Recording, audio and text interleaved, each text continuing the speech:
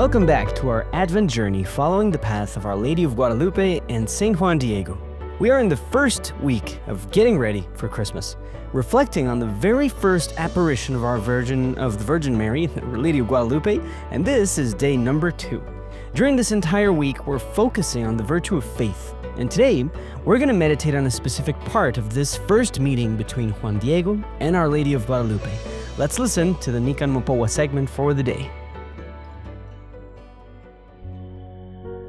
Here is told and brought together the wondrous way in which the perfect Virgin Mary, Mother of God, our Queen, appeared at Tepeyac, the hill now known as Guadalupe. First, she chose to show herself to a humble native man, Juan Diego, and later, her precious and beloved image was revealed before the newly appointed bishop, Friar Juan de Zumárraga. 10 years had passed since the conquest of the waters, the mountains, and the great city of Mexico. The arrows and shields were laid to rest, and peace is spread through the towns, their rivers, and their hills. And so, as if a seed had broken open, the faith began to sprout, to grow green, to unfold its blossom, the knowledge of the giver of life, the one true God. Then, in the year 1531, in the first days of December, there lived a poor man of the people, an unassuming villager. His name was Juan Diego, as it is said, a native of Cuautitlan. In the ways of God, he belonged wholly to Tlatelolco. It was on a Sunday, in the stillness of the dawn, that he set out in search of God and his will. And as he drew near the little hill called Tepeyac, the light of day was already dawning over the earth.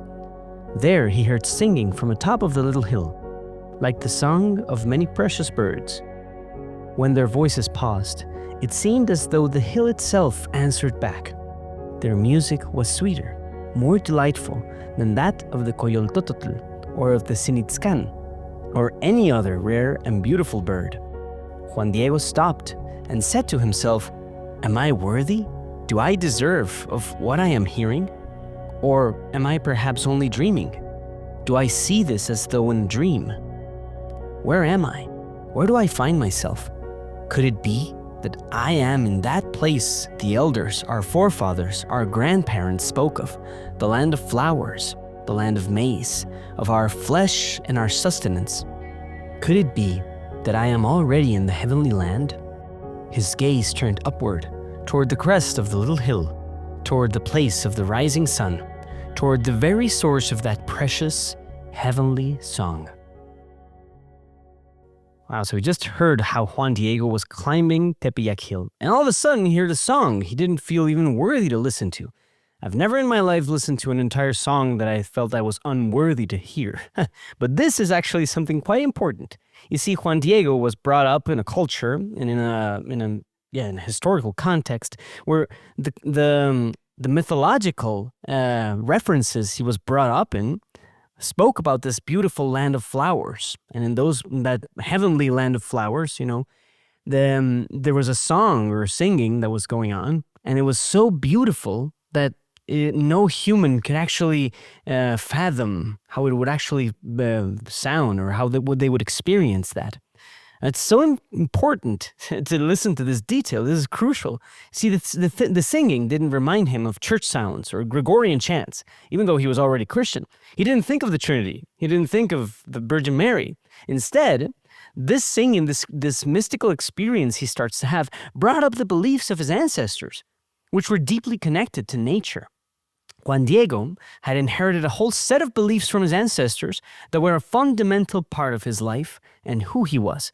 Yes, he grew up with the myths of Huitzilopochtli and Quetzalcoatl and all these idols, yes, and these false gods, but there were also some good things, Particularly this heavenly land of flowers might be a great example of the semina verbi, which is the seeds of the verb, as these cultural, historical aspects or beliefs in certain cultures that are actually a preparation to receive the gospel.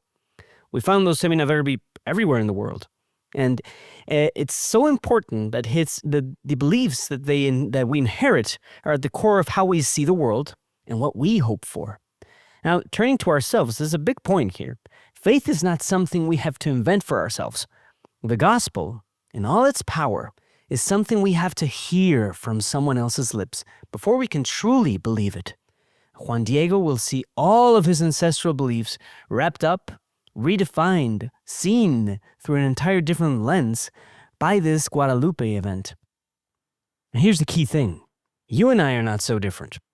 We carry beliefs, some true, some false, about our faith in God. We've received our faith from our ancestors, whether it was your mom or your dad or grandma, whoever it is that taught you to pray when you were little. That same faith came with a good set of beliefs, like the Trinity, the Eucharist, the commandments. But it's also likely that the same set of beliefs might have contained a bunch of mistaken nuances. Maybe a punitive faith that barely emphasizes in God's love, or perhaps a tiny understanding of prayer life and the relationship with Jesus Christ. Whatever the case, this is the faith that we've received. And it's the faith that we first need to hold up to the light of God and to the light of this experience. Today, I want to invite you to reflect on this faith that you've received. And I don't mean like the creed. I mean the entire experience of faith with all of those tiny little nuances. What was passed down to you by your parents? Or your elders, in this case? What good parts and what not so good parts did they share to you? I encourage you to write all of this down and in a spirit of prayer, lay it out before the Lord and see what comes up. See, it's very important that this is what Juan Diego brings from the very first moment of the Nican Mopoa.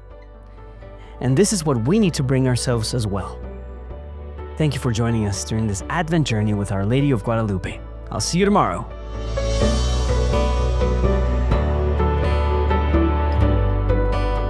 This podcast is brought to you by Juan Diego Network, a project by Juan Diego and Friends Incorporated, a nonprofit seeking to attract people on the internet to in-person Christian community and the sacraments. Visit JuanDiegoandFriends.com to check out our other missionary initiatives.